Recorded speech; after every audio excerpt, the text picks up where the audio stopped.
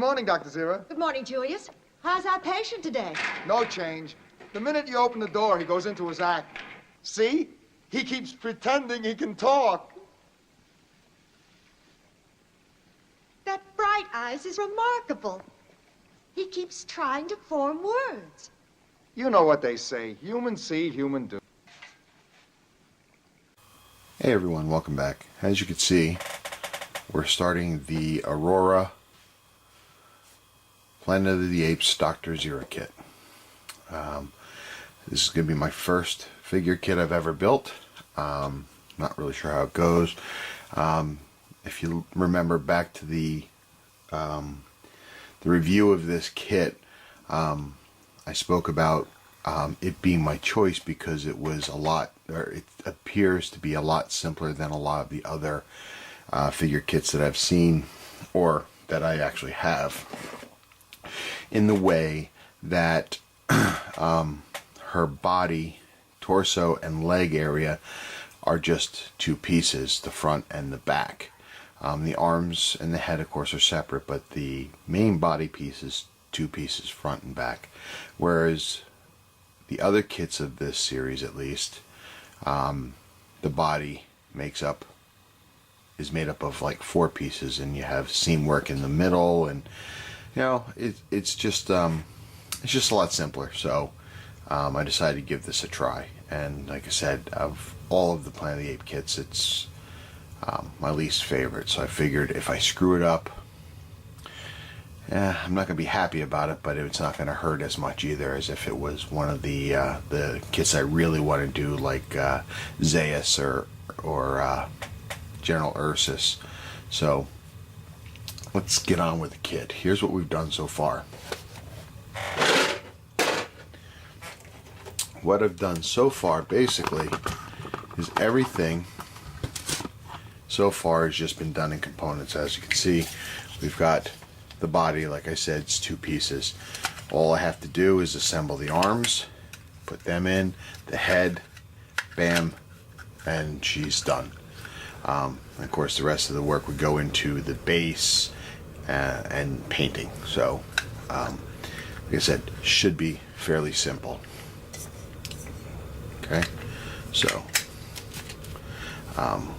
starting on with the arm. Oh, before I get started, one of the things researching before I started this kit, one of the things I found out was they said to use this type of glue. Now, I don't know about you guys, but for me, when I was younger building models as a kid, this was the only glue that was available to me. It doesn't mean that there weren't other glues out there, but as a kid, this was what was available to me. And what that meant was using this glue meant lots of stringy pieces all over your model and a lot of fingerprints. As I got older, I discovered the liquid glue with the brush and the cap, and then this went out the window because the liquid glue, there was no strings and very, very little fingerprints, so that was the glue of choice. And of course, now we've evolved and there's all kinds of other glues out there, but for this project I understand that this is the kind of glue you want to use. And let me explain to you what I was told and why that is. Basically, as we all know as modelers, and this is probably more directed towards the newer people to the hobby than those that have been doing it for a while, because you're going to sit there and go, oh, duh, we know that. Well, for those that don't know, what happens is you take your piece, you slap it together, and let's just make believe this is closed, and when you're done, you've got a seam line here. And the normal thing to do is you take some sort of filler, something like this, or some of this squadron putty over here, something like this, and what you do is you squeeze it out and you put it into the gap, you let it dry, and then you sand it smooth in various ways with sanding sticks, sandpaper, files, whatever it takes. Okay, until you get the seam is gone. The idea of using this is as such. What you do is when your piece is ready to go, you take this glue and you apply it along the seam that you want to be bonded together. And you use, I'm not going to say use a heavy amount, but you want to be liberal with it. To the point that when you take the two parts together and you squeeze them together, put them and squeeze them, that the glue is going to squeeze out all around the edge, all around the kit. You're going to have this tag, so this skin tag, so to speak. It's not going to be smooth, okay? And you're going to let it dry. Then, when it dries, what you do is actually, let me back up a second. When it dries, that glue that's sticking out, that's squeezed out, is now become your filler for the seam.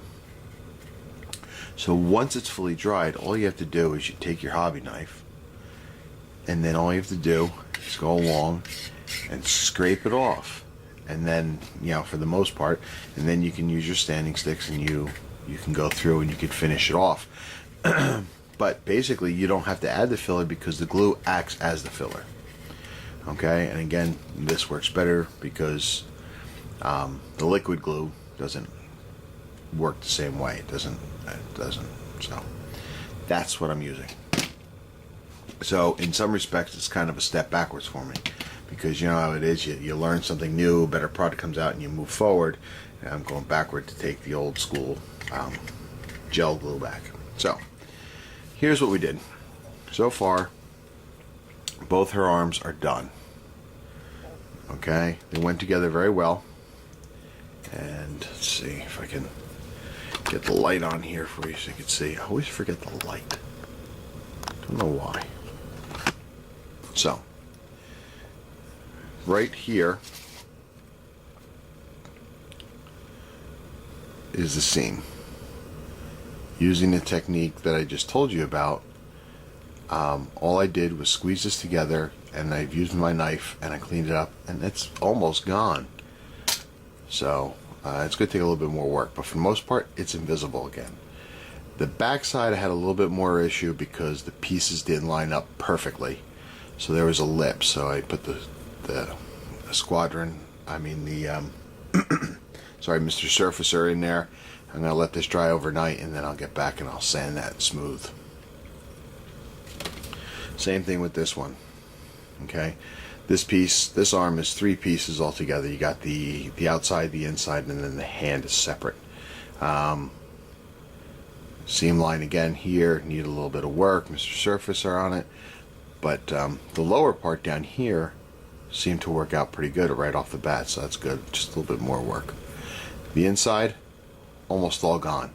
The only thing that really sees it, it looks like it looks like you'd see the seam, but all it really is the dirt buildup from my sanding stick as I was going, but otherwise it's pretty smooth. I think once I prime it, it should be almost virtually invisible. So that's where we are. And this here is just a natural seam in the plastic itself of the mold. Okay, it's supposed to be there. It's supposed to be the seam of her clothes. Now the headpiece, 2 pieces. It's a front and a back. Okay, squeeze the glue out, and I scraped it off. The worst part is actually the top of her head.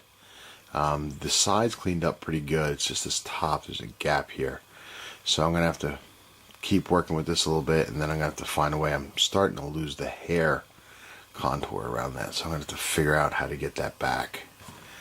But what I'm finding is as I'm sanding, that the glue underneath isn't as dry as the top was, so I'm going to let it go overnight and let it dry up a little bit more. So that's it.